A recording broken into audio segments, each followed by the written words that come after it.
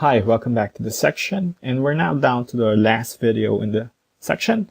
Data migration is another key task that administrators need to perform. Although there's an array of different third-party tools to migrate data into Salesforce, nothing beats the utility of the native Apex Data Loader application for inserting records into the system. Built as a native desktop application, it uses the Salesforce API to insert data into the system. Additionally, the data loader can be used as a command line tool, which can be used with scheduled tasks in Windows. So in our example, we'll be migrating account records from our legacy system that is contained in a CSV file. In our example, we will be migrating the account data from an old legacy system and will be moved over using Apex Data Loader. So to do this, we need to perform 3 tasks. First is set up Apex Data Loader along with setting up the different settings for Apex Data Loader. Next, we need to select the object and map the Salesforce fields to the columns in the CSV file. And third is inserting records into Salesforce. So to start off, let's set up Apex Data Loader first. If you haven't installed it yet, just go to the Setup menu, just go to Administer, Data Management, and then go to Data Loader. Here you can just click on the link to download the Data Loader and just follow the standard Microsoft Wizard or Mac Wizard. For system requirements and more detailed information on the Apex Data Loader application, just search for Salesforce Data Loader in Salesforce Help and Training. So after installing, just open up Apex Data Loader. So here you'll be allowed to choose whatever function that you want to do using Apex Data Loader. So let's just select Insert. Next, we're going to select the username and password, which is basically the login credentials to the org that we're going to import our data into.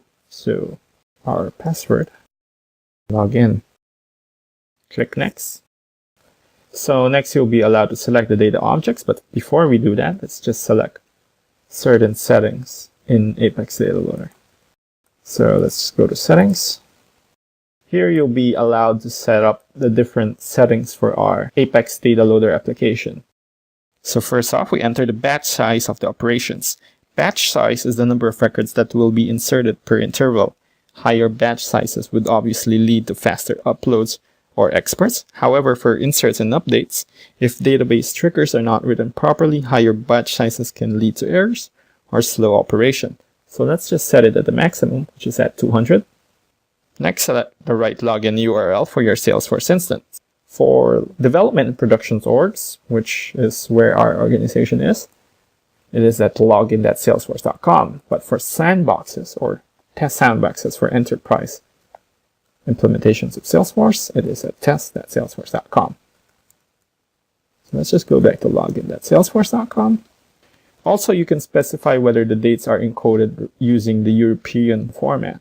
So for our purposes, let's use European date format. Finally, one setting that is very important is the time zone of date values in the file. Based on experience, it's always advisable to enter dates as GMT time zone since it prevents conversion of Salesforce. So enter GMT in the field right now and click on OK. So next, let's insert our records.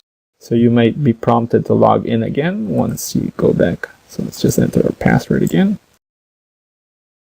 Click on Next. Next, let's select the object that we want to import the records into. So for our purposes, let's select Account and choose the CSV file, which will be the source file for the accounts that we're going to migrate into Salesforce. So let's go click on Browse. Let's go to Desktop. Select our CSV, which is Accounts Migrated. Click on Next. So since this is a test load, we're just going to have one record in there. Next, we select Create or Edit a Map to start mapping our fields from Salesforce into the columns in the CSV file. So for account, let's select Name. For annual revenue, we select Annual Revenue.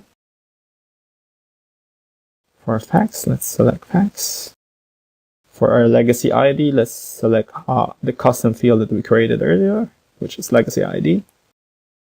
For all other types, we can use auto-match fields. And for ownership, let's select ownership. Let's click on Save Mapping so that we can save our mapping to a file that we can reuse later for later uploads. So let's enter accounts mapping. and it will be saved as a .sdl file. Click on OK. Click on Next. Here you can modify the directory wherein all of the success or error logs will be saved. So let's just browse to desktop, make a new folder, let's say logs, and select logs folder. Click on Finish, and then click on Yes to start uploading our records. There you go. We have just inserted one record into Salesforce using the data loader. So from this dialog box, you can view the successes. And if there are any records that were not loaded into Salesforce, you can view it using the View Errors button. So let's just close that up. So that's it. We have just successfully inserted our records through Data Loader. Although we were only able to tackle the insert operation, Data Loader can also handle delete, update, export, and upsert functions. Also, it would be worth noting that the Data Loader is available in the command line and can be used as a scheduled task on Windows. So that's it. We have just come to the end of our section regarding data management in Salesforce.com. So hope you learned a lot about how to manage data, how to ensure data quality, and how to load data into Salesforce. So next up, we'll be discussing data analytics in Salesforce.com.